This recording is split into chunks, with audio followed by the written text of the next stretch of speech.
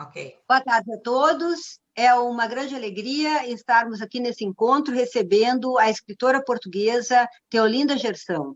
Theolinda é natural de Coimbra e tem toda a sua formação acadêmica em Coimbra, na Universidade de Coimbra.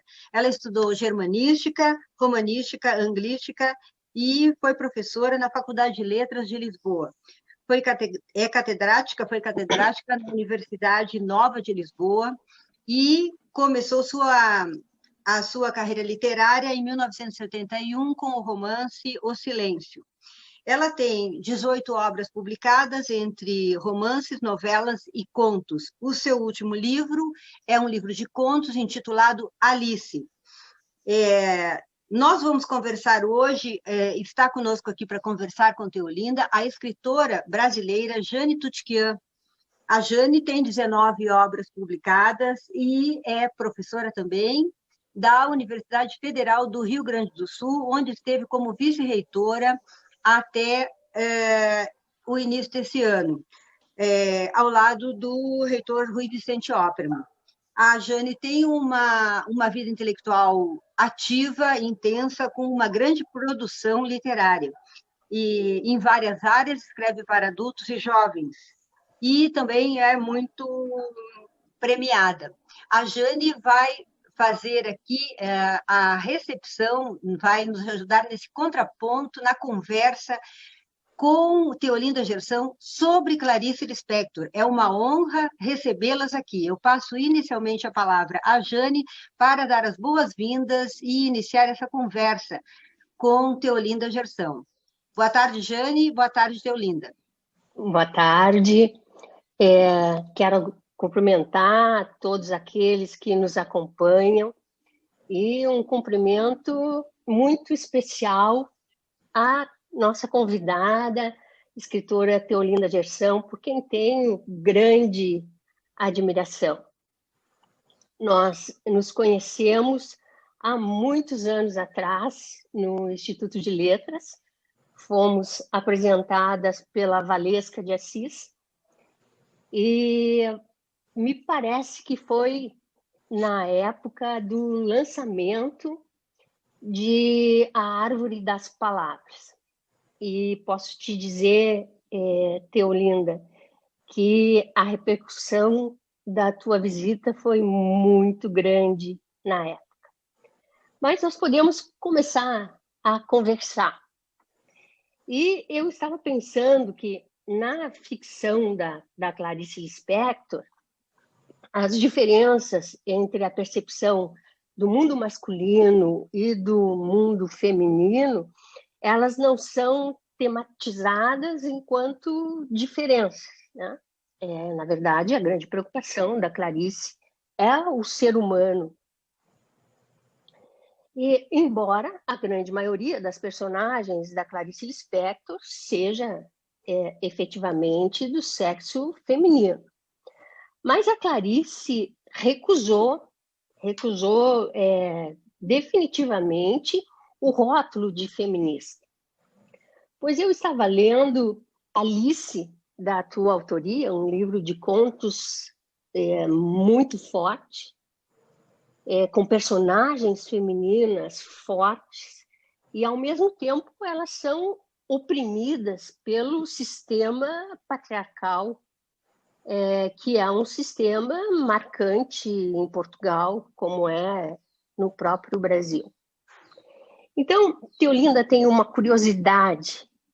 Tu te colocas como feminista? As tuas personagens pretendem mostrar uma Theolinda com uma etiqueta de feminista? Uma escrita feminina, porque não importa, isso também para mim não faz sentido.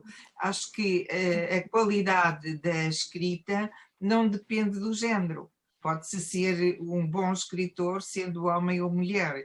E, de certo modo, eu sentia que havia um certo paternalismo da sociedade da época, foi antes do grande boom do feminismo, em que diziam, bom, isto é uma escrita de mulheres, como se escrevêssemos para outras mulheres num gueto, e não fôssemos dignas de ser lidas pelos homens e pela sociedade em geral, como se estivéssemos na mesma num canto reservado às mulheres e não no palco onde estão toda a gente de político, social, em todos os aspectos. As mulheres estão hoje em lugares de topo, ainda muito longe do que deveria ser e com imensos problemas pelo caminho, mas as mulheres estão a conquistar espaço cada vez mais. Eu continuo sem me rever nessa etiqueta de escrita feminina, mas eu, de facto, tenho personagens que são fundamentalmente mulheres, embora na cidade de Ulisses a personagem central seja um homem. Foi um desafio que eu pus a mim mesma. Vou-me pôr na pele de um homem, e conheci vários que encaixavam daquele modelo, e vou tentar ver o mundo e as mulheres e o amor e a vida e a sociedade em que estamos de um ponto de vista masculino. Mas, de facto, as minhas personagens mais habituais são mulheres. Obrigada, Débora. As mulheres, e aí... Mas sabe que eu assim, enquanto a Teolinda estava falando, eu pensei o seguinte, se eu quisesse resumir isso, eu diria assim, ó, eu não escrevo porque eu sou mulher, mas eu escrevo porque eu sou mulher. E eu acho que isso sintetiza muito bem as mulheres da Teolinda, como as mulheres da Clarice. Uhum. Exato, não é essa reflexão importantíssima. E eu, ao mesmo tempo, enquanto ela falava, eu pensava nas mulheres da Clarice, principalmente na Joana de Perto do Coração Selvagem, né? Que é a primeira mulher de Clarice, e eu confesso que não li ainda Alice, Teolinda, mas agora que a Jane falou, eu sou agora... É uma leitura necessária, urgente para mim agora. Sou obrigada a ler. Mas eu tinha algumas perguntas que me inquietam sobre o lugar de Clarice em Portugal, que eu já fiz a várias pessoas. Eu tive algum tempo aí, agora no ano passado, que é sobre um imaginário de Clarice aí em Portugal, especialmente porque só foi publicado o primeiro livro de Clarice em 89, sendo que a primeira obra dela foi publicada em 43, aqui no Brasil, né, digamos. E aí o primeiro livro sai em 49, um livro de contos, Laços de Família, né? Então, aí a minha pergunta é assim, o que teria ocasionado esse retardamento, digamos assim, essa distância sendo que aqui foi um sucesso, digamos, no surgimento, essa obra foi um certo escândalo, né? Aqui no Brasil, o surgimento de Perto do Coração Selvagem. Você tem alguma hipótese sobre isso? A pergunta é para mim? Sim. Porquê em Portugal tão tarde? Bom, o Perto do Coração Selvagem apareceu aqui nos anos 60. Eu tinha 20 e poucos anos quando o li. E gostei imenso do livro, achei que era uma enorme escritora e fiquei com muita curiosidade de ler mais, mas não havia mais nada publicado em Portugal. Saiu aqui numa coleção que existia, que se chamava Livros do Brasil. Depois demorou mais de 20 anos até voltar a ser editada, e dessa vez em força, em Portugal. E agora temos todos os livros da Clarice nas bancas das livrarias, e ela está a ser muito lida, muito homenageada também aqui, com toda a justiça, porque ela merece. É uma das grandes escritoras de língua portuguesa do século XX, uma das maiores. E ela tem, por exemplo, uma declaração de amor em que ela diz: eu amo a língua portuguesa, e é um texto lindíssimo. E ela diz, eu gostaria que nas minhas mãos a língua chegasse ao seu máximo. E, de facto, ela conseguiu levar a língua a uma altura fantástica e ser muitíssimo inovadora na maneira de escrever. E hoje a Clarice é-nos conhecida, familiar, está na ordem do dia. Eu penso que isso se deveu, em grande parte, também às biografias de Clarice que foram chegando, entretanto. Também houve um grande interesse por aquela personagem, ela própria, como mulher, como escritora, um grande interesse pela sua vida e pela sua obra. E ainda bem que esse dia chegou e que ela hoje está publicada em Portugal pela Relógio d'Água, que é uma bela editora, e hoje é uma das autoras mais lidas. Sim, sem dúvida. Eu desconhecia essa edição de Perto do Coração Selvagem na década de 60, em Portugal. Eu imaginava que fosse a Legião Estrangeira apenas em 89, eu desconhecia. Não, saiu primeiro esse, que esgotou e que passou muito despercebido. Acho que não houve muitas pessoas a ler o livro na altura. E era um nome completamente desconhecido, não sabíamos nada sobre Clarice. Depois foi chegando aos poucos e em força nos anos 80, de facto. Sim, então aí com isso você respondeu a minha segunda pergunta, que era qual a primeira leitura de Clarice, que era Perto do Coração Selvagem. Perto do Coração Selvagem, exatamente. Exatamente. É um livro muito importante porque a maioria dos temas de Clarice estão lá, de facto. A personagem da Joana, a sua maneira de olhar o mundo, a sua solidão, ela chama descompasso com o mundo, a sua fuga para fora de um determinado tipo de vida convencional, enfim, muito do que será a Clarice futura já está nesse livro. Sabe que esse livro, quando ela surge como já uma realidade efetivada de renovação na literatura brasileira, né? Então, é a originalidade, é a força da linguagem que tu mesma colocaste, também a emoção, a questão da intensidade da emoção das suas personagens. E não foi, Perto do Coração Selvagem, não foi aceito simplesmente no Brasil. Não. Ela teve problemas de aceitação, a crítica não entendeu, absolutamente não entendeu Perto do Coração Selvagem, não entendeu as propostas de inovação da Clarice.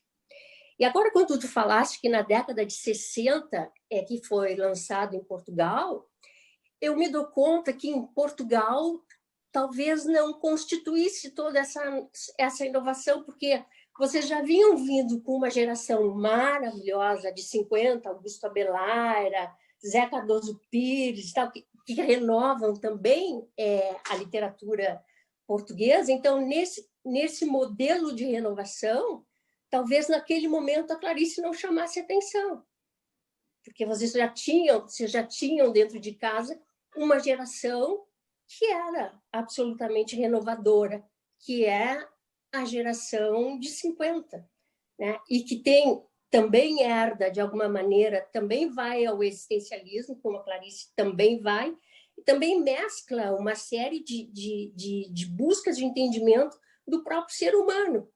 E é o que faz essa geração de 50. Então, assim, o que para nós era, até porque não vem para cá esses escritores, o José Cardoso Pires, o Augusto Abelara, vem muito depois para cá, né? Então, o que para nós foi efetivamente uma grande inovação, vocês já estavam trabalhando desde a década de 50.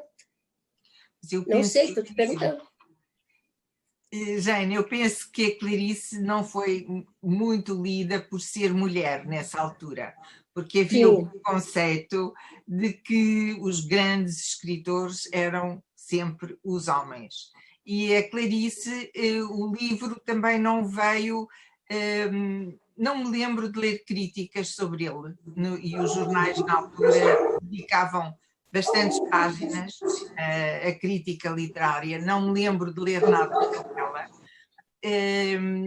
E acho que fizeram uma edição, esgotou e passou muito despercebido, tanto quanto eu me lembro. Mas na altura eu também era muito jovem, devia ter uns 20 anos, de modo que não estou muito informada sobre isso, mas a sensação que tenho é que o livro passou um pouco na margem, digamos. As pessoas não se deram conta da grandeza da escritora nessa altura. Nem nós aqui. Nem nós aqui. Foi depois que a gente descobriu, Clarice. Porque tem razão, porque o Guimarães Rosa também fazia esse trabalho com a linguagem, né, gente? E ele foi mais, digamos, mais notado do que a Clarice, né? Depois, mais tarde, é que foi comparado, né? Certo. Exatamente. O fator ser mulher pesou, né? Pesa sempre, né? E na época, penso que sim. Pesava mais. Pesava mais, exato. Pesava mais. Bem, nós começamos um pouquinho mais tarde, 10 minutos, nós acabamos passando 10 minutos do nosso início previsto.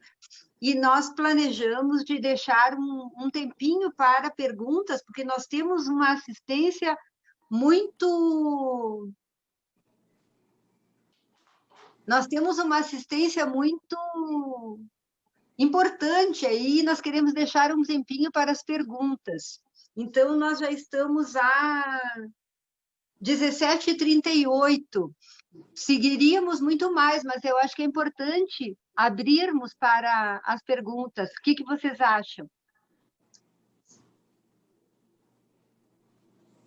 A Teolinda é a convidada de honra. Se quiserem, por mim, tudo ótimo. Dar a oportunidade de fazerem perguntas também para ti, Teolinda. Pode ser? Pode, claro.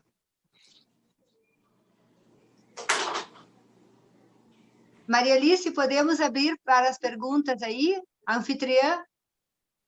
Sim, vamos abrir. Então, quem quiser perguntar, levanta, faz um sinalzinho com a mãozinha ou coloca um emoji, que aí a gente direciona, tá, pessoal? E aí ativa o áudio também, tá? Enquanto eles estão fazendo as perguntas no chat, eu queria saber, Teolinda, se tu chegaste a conhecer a Clarice pessoalmente, tivesse algum contato com a Clarice. Não, infelizmente não. Ela morreu em 77, não é? Isso. Mas infelizmente não. Eu gostaria muito de tê-la conhecido, teria muitas perguntas a fazer-lhe, mas infelizmente não. Sabe que eu fiquei 20 minutos na frente da Clarice e nós não dissemos uma palavra. Eu tinha 18 anos, tinha lido os livros até então. E aí, sabe assim, uma menina de 18 anos na frente do seu maior ídolo literário, assim eu me comportei. E ela ficou me olhando, eu fiquei olhando para ela. E era um programa de televisão, aí me chamaram, eu entrei, depois entrou a Clarice. Eu me arrependi muito, assim, teria sido uma grande oportunidade. Mas também aprendi que os grandes encontros também podem se fazer em silêncio, né? A Ana quer fazer uma pergunta. Ativa o som, Ana. A Ana Motim.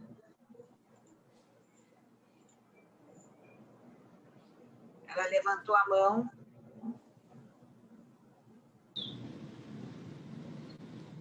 Bem, aqui, tá aqui. da Ana é o seguinte: a Teolinda disse que gostaria de ter feito perguntas a Clarice. Quais seriam essas perguntas? Ai, boa! Boa essa! Eu também fiquei curiosa, Ana Motinho. Eu teria perguntado a Clarice se ela lia muitos livros de filosofia, porque o que ela escreve é poético e, ao mesmo tempo, também é filosófico. Mas, no fundo, é outra coisa, é a literatura.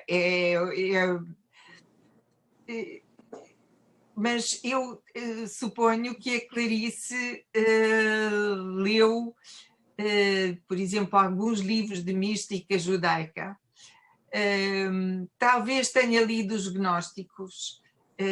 Penso que há uma ideia dos gnósticos de que uma parte de nós, de facto, é imortal, porque é da mesma natureza de Deus, o que quer que Deus seja. E eu acho que isso está muito forte em Clarice. Ela diz: Deus não é nada, Deus não tem nome, Deus vai procurar outras galáxias onde tem muito com que se ocupar e deixa-nos sozinhos, entregues. Somos um protótipo, não se preocupa com cada um de nós individualmente.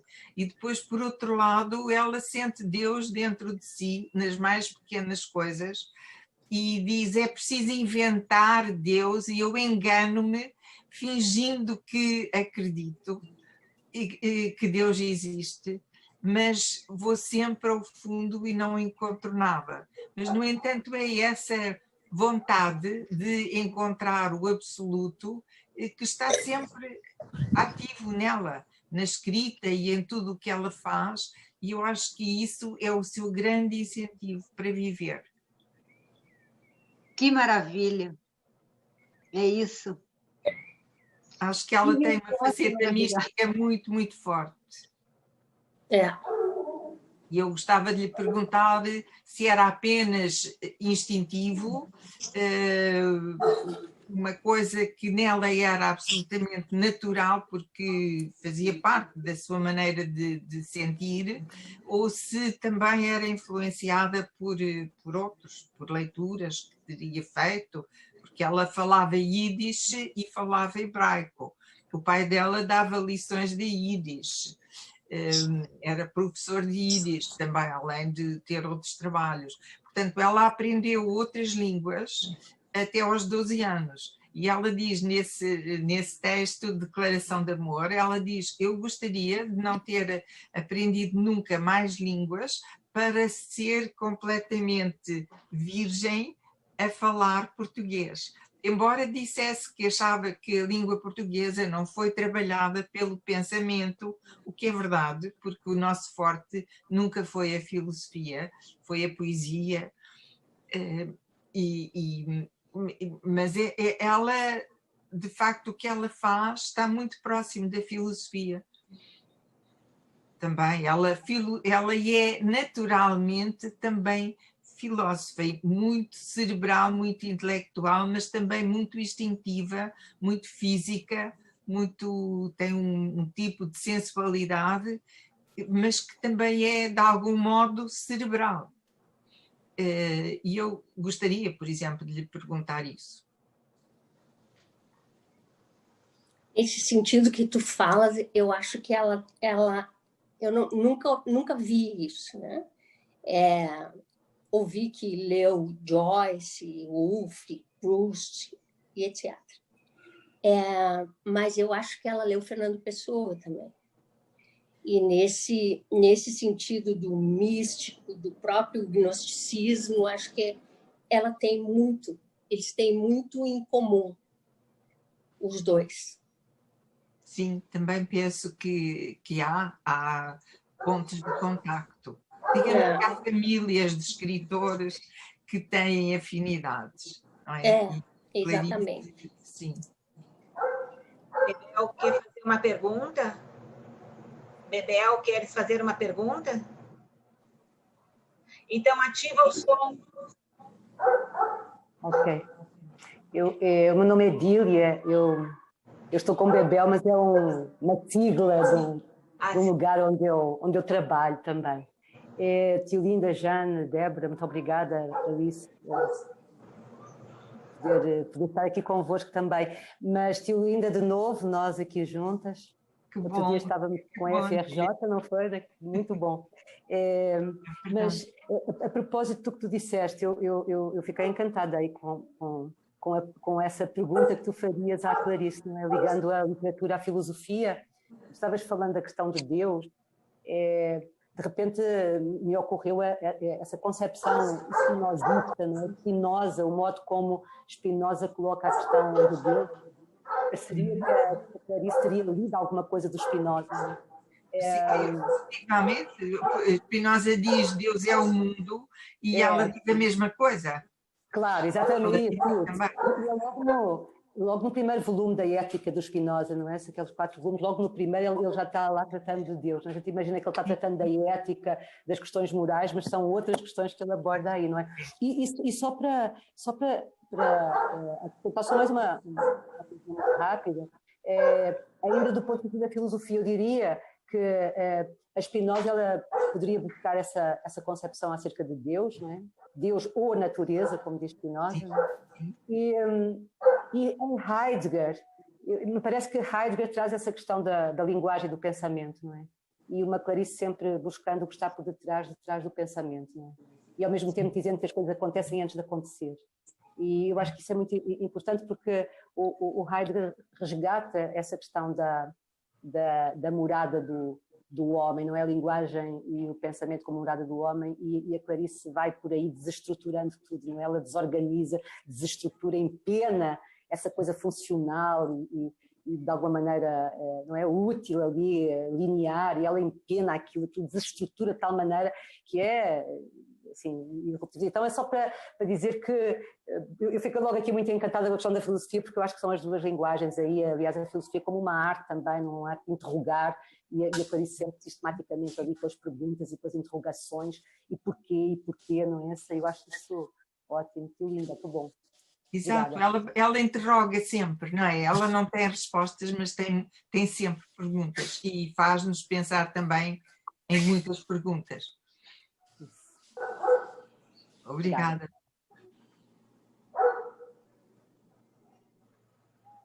Mais perguntas? Vocês podem escrever aqui no chat. Ângela, ativa o som. Uhum. Já ativei. Boa tarde. Boa tarde, Débora. Boa tarde, Teolinda e todos vocês. Essa tarde aqui maravilhosa. A pergunta que eu faço a Teolinda é a seguinte: qual é a sua opinião sobre a Clarice cronista? A Clarice de A Descoberta do Mundo. É maravilhosa, é sempre a Clarice. Eu há pouco citei esse texto, Declaração de Amor, que é das Crónicas, e há muitos outros sobre tudo, e sobre coisas do cotidiano e sobre todas as questões. Ela fala de tudo e encontra sempre coisas transcendentes mesmo nas coisas mais cotidianas. É sempre ela, no fundo é sempre ela. Nunca é sistemática, porque ela era sempre contra fórmulas, como dizia há pouco a Bebel, ela desorganizava, ela desconstruía, mas as perguntas estão sempre lá. Para ela também Deus é a palavra, que é o começo do Evangelho de São João. No princípio era o verbo, e o verbo estava com Deus, e o verbo era Deus, e ela a certa altura diz: eu peço a palavra. Se há alguma coisa que eu possa pedir a Deus, não sei se Deus reza e a quem, mas se rezar, o que eu peço a Deus é a palavra.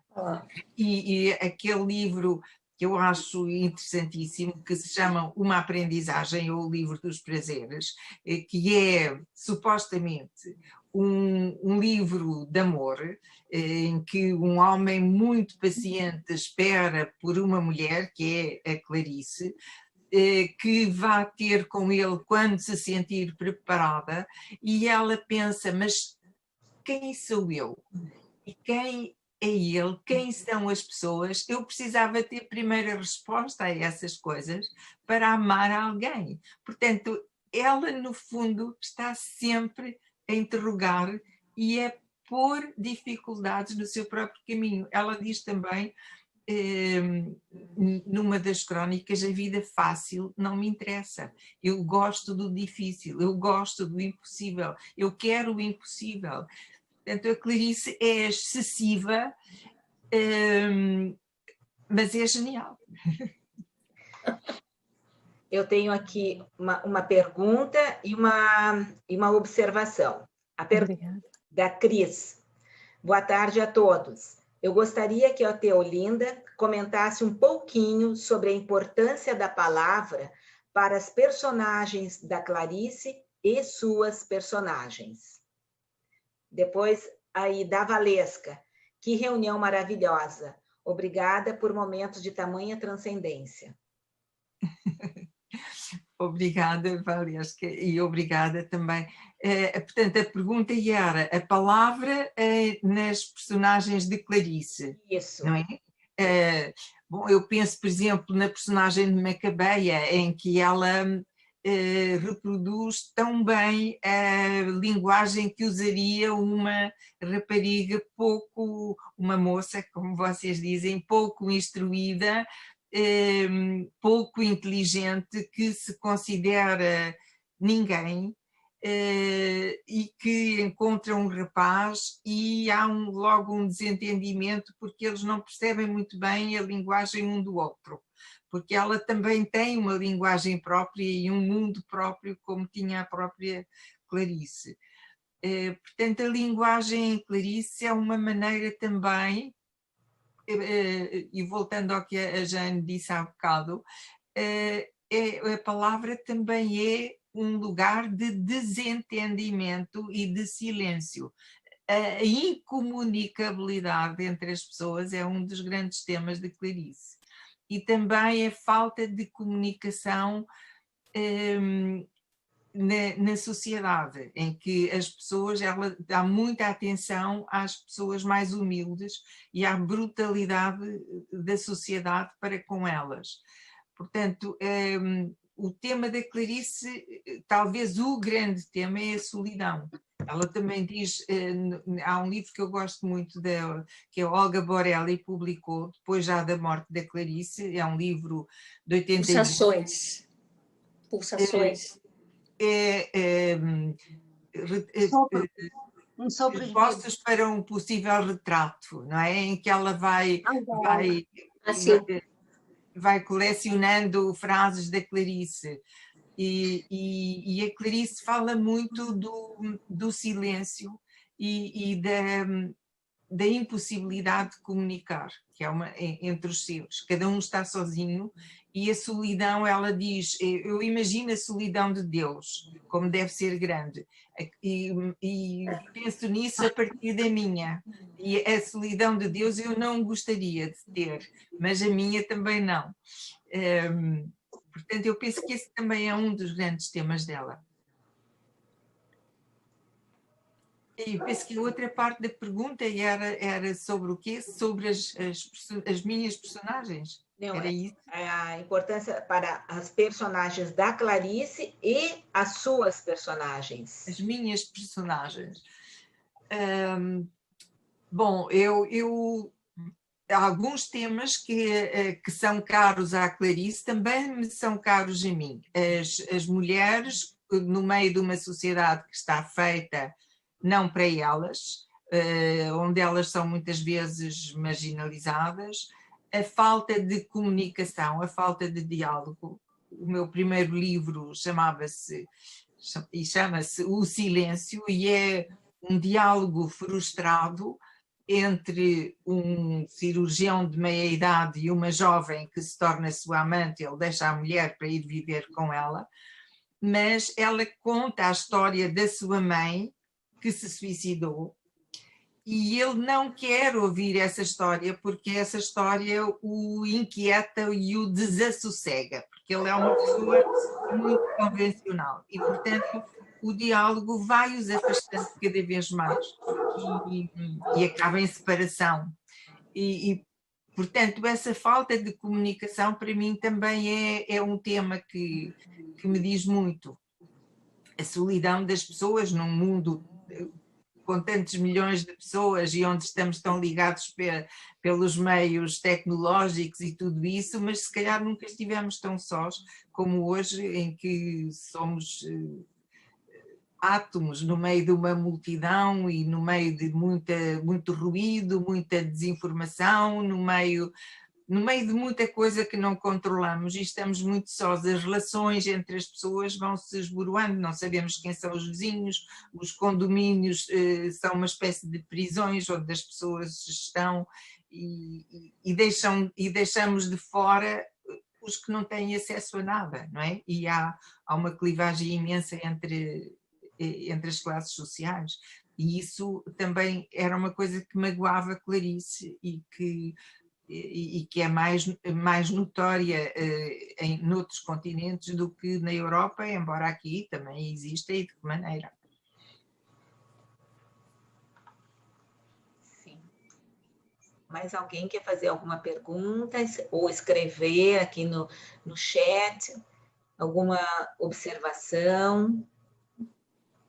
Eu não quero fazer uma observação, eu quero dizer que eu estou encantada com você, Teolinda. Eu estou encantada, simplesmente encantada com todas as suas colocações, com todas as suas respostas. Dá vontade de ficar aqui o resto da tarde.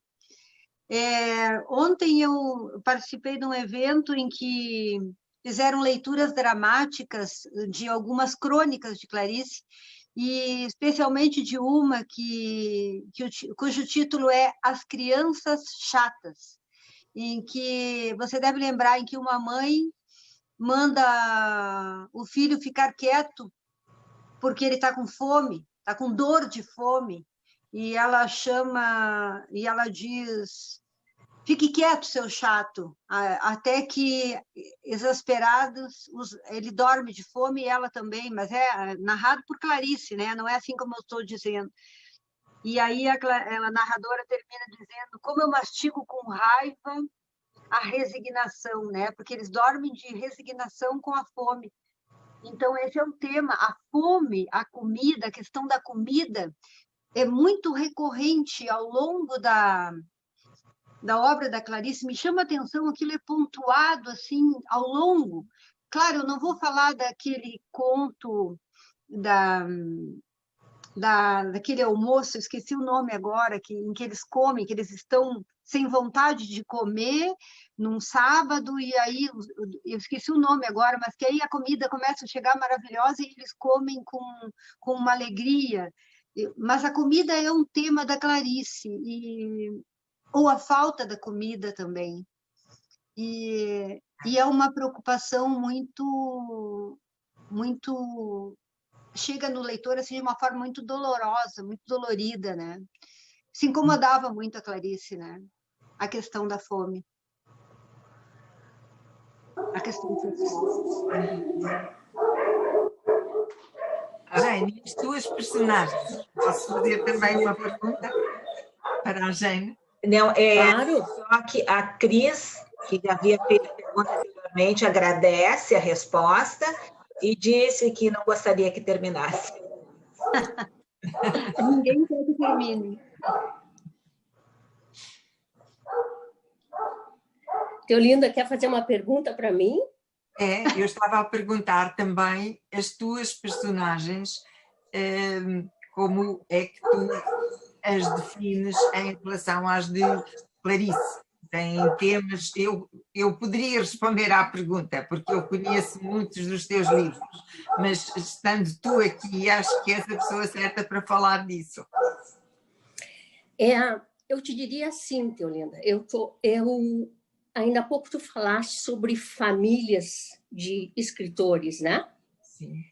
E hoje eu entendo que as minhas personagens, os meus contos, eles estão dentro de uma vertente que é a vertente intimista.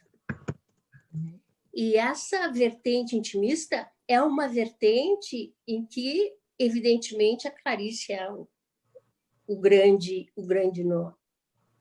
E eu percebo essa vertente, assim, em termos de Brasil, eu percebo com Caio Fernando Abreu, eu percebo com Raquel Jardim, e outros escritores. Não tenho as minhas personagens não têm essa busca de desvendar o mistério da vida. Mas eu te diria que as minhas personagens, elas têm uma busca grande de tentar viver a vida da forma como ela é, apesar da sua sensibilidade, no sentido de que a grande maioria das pessoas deixa passar despercebidamente coisas que são extremamente importantes no enriquecimento do ser humano, mas que na pressa do dia a dia, ou até nessa rede de solidão em que nós nos encontramos, que tu falavas anteriormente, para essas personagens, a vida não oferece uma determinada delicadeza que elas precisariam para serem plenas.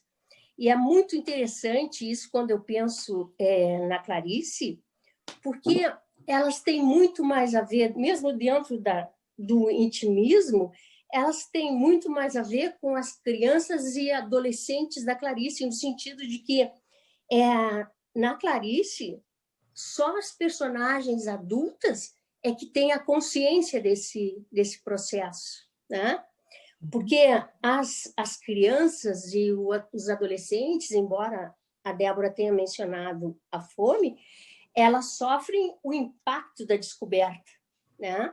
Mas nessa inocência, nessa sensibilidade, elas terminam afastadas de qualquer comportamento perverso, né? Uhum. Assim são as crianças e os adolescentes da Clarice. Eu acho que, de certa forma, as minhas personagens também estão dentro disso. Uhum. Mas, claro... Entre mulheres. Eu estou filiada, evidentemente, eu estou filiada à linhagem da Clarice, que é a intimista. Agora, não acho que, assim, para além disso, nem ousaria me comparar a Clarice. Ninguém ousa, não é? Ela é única. Ela é única. Ela é única. Claro. Jane, o teu livro Entre Mulheres, tá? Que é um livro que eu gosto muito. Ali é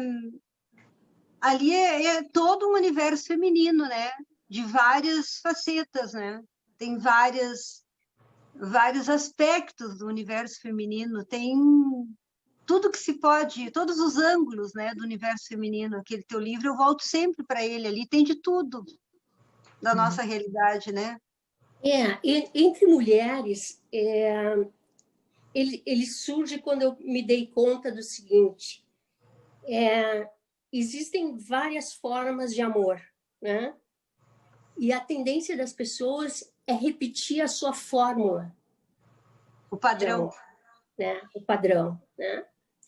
Então, eu comecei a pensar nas diferentes formas de expressão do amor no que diz respeito às mulheres, né? Então, tu vai ter aquela mulher que vai aceitar tudo que o homem vai dizer, mas tem o outro lado também, né? Que é aquela que, por mais que o homem ame, ela vai recusar esse amor por não entendê-lo, né? Então, a ideia do Entre Mulheres na verdade, é uma ideia das diferentes formas de amar. Bem, eu não quero cortar, mas assim... Não! Ai, Alice, como é que tu faz isso? Alice. Estou brincando, eu sei que temos que... Chega uma hora que nós temos que terminar. A Valesca disse, Jane, isso é um pouco Clarice, sobre as suas palavras, isso é um pouco Clarice, da Valesca. Do Luiz Carlos, que tarde bela e agradável. Obrigado pelas palavras enriquecedoras. Agora, eu tenho uma pergunta da Luciana. Ela, primeiro, boa tarde e parabéns pelo lindo encontro. Gostaria de saber se de todas, se há uma obra que tenha marcado com mais intensidade para Teolinda. Bom, para mim, a obra que me interessou desde o início foi o Perto do Coração Selvagem. Eu não sabia de todo quem era Clarice, não sabia nada, mas foi o livro que eu disse, este livro é fabuloso, este livro tem imensa qualidade e é um livro que eu admiro e com o qual tenho algumas afinidades. Tais de famílias de escritores. Embora eu, por exemplo, não tenha nada a ver com a faceta mística, não tenho isso em mim, e por outro lado tenho outra concepção do amor e da vida, muito diferente de Clarice, somos muito diferentes, mas eu admiro imenso esse livro, que é um primeiro livro, mas que é um livro extremamente conseguido. Começar a publicar por um livro com aquela força não é para qualquer um, e eu calculava que atrás daquele livro viriam outros maravilhosos, como realmente vinham, só que não tinha acesso a eles. Ok. Agora, uma perguntinha aqui do Gustavo. Mas antes, a Ana diz que está tudo muito bom, gurias. Parabéns. E o Gustavo. A Teolinda comentou sobre a obra de Clarice ter tido uma entrada maior em Portugal nos anos 80. Gostaria de perguntar como é a recepção da Clarice hoje em Portugal. Na geração de escritores mais jovens, existe algum eco da obra de Clarice Lispector? Eu isso confesso que não sei, porque não estou muito a par do que vai saindo. Não consigo ter tempo para ler muita coisa e talvez seja um pouco um preconceito, mas eu, quando sai assim um jovem escritor, eu digo, vou esperar um bocadinho a ver se vale a pena ler os outros livros, deixa eu escrever 3 ou 4. Porque eu estou na última fase da vida, tenho pouco tempo útil pela frente, de vida útil, e de facto sou cada vez mais seletiva naquilo que vou ler. Portanto, eu espero sempre que os jovens escrevam mais para depois os ler, quando já são menos jovens. Normalmente não vou a correr, mesmo quando são muito festejados, grandes best-sellers, etc., não vou ler a correr. Aliás, eles também não nos leem a nós, acham que nós já deveríamos estar mortos e enterrados e que somos do século e, portanto, há uma certa justiça nisto, digamos, nesta atitude que é recíproca. Portanto, eu não sei de todo responder se a Clarice tem algum eco na geração mais jovem, não faço ideia, não faço ideia.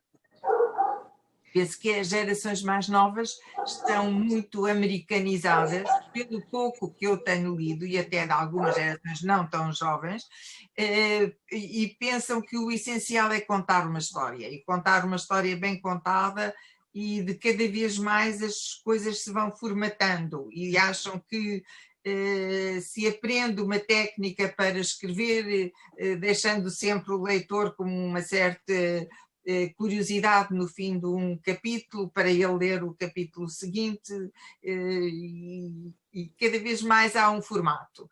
E eu gosto de escritores como o Guimarães Rosa, ou como a Clarice, ou como muitos outros. O Brasil está cheio de enormes escritores. E a América Latina também tem escritores maravilhosos, que são tudo menos formatados, são absolutamente livres. Aliás, também uma das grandes qualidades de Clarice era a liberdade. Ela queria a liberdade absoluta, a qualquer preço. Ela queria ser livre, e era livre para criar. E se calhar a criatividade é o nosso último reduto de liberdade, que temos cada vez menos, não é? As democracias também estão em crise, mas se vamos transigir em alguma coisa,